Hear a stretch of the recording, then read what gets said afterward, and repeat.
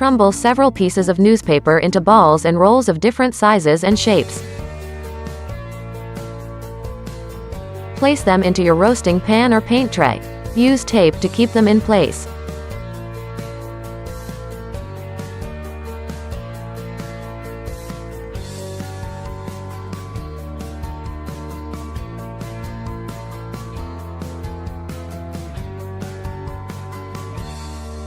Cover the entire pan and its contents with the plastic.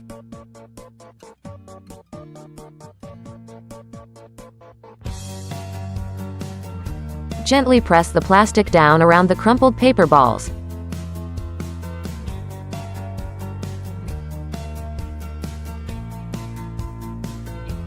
Leave the excess plastic around the outside of the box to protect the area from getting wet. Place one end of the pan on the block.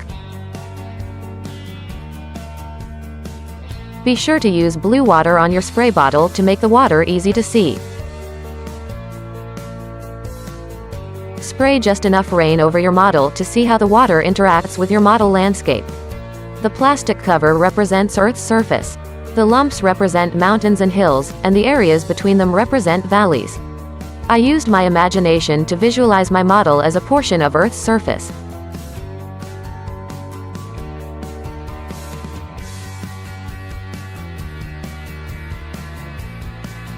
Use your cloth or paper towels to absorb the water from your model.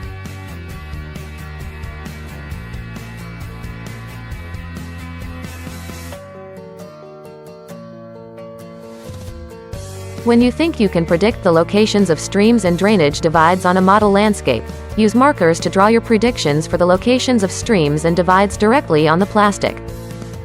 In making my watershed model, I imagined that this white plastic sheet is going to be some land, some mountain ranges.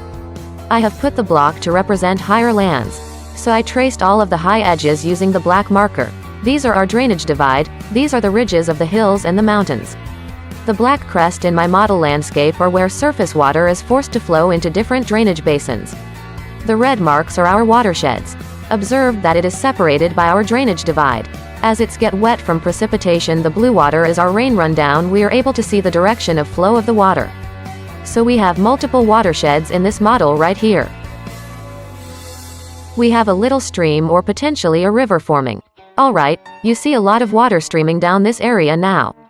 Right here we have water coming in from both directions. Now we're getting this kind of pooling. Those would probably be like lakes. All of these little areas where you see the water was running down in those little crevices, those are areas where we would have streams or rivers forming. And if those streams and rivers have an outlet like this one does, we aren't going to see that water pull up into a lake. This actually has this outlet here, and this would represent an ocean.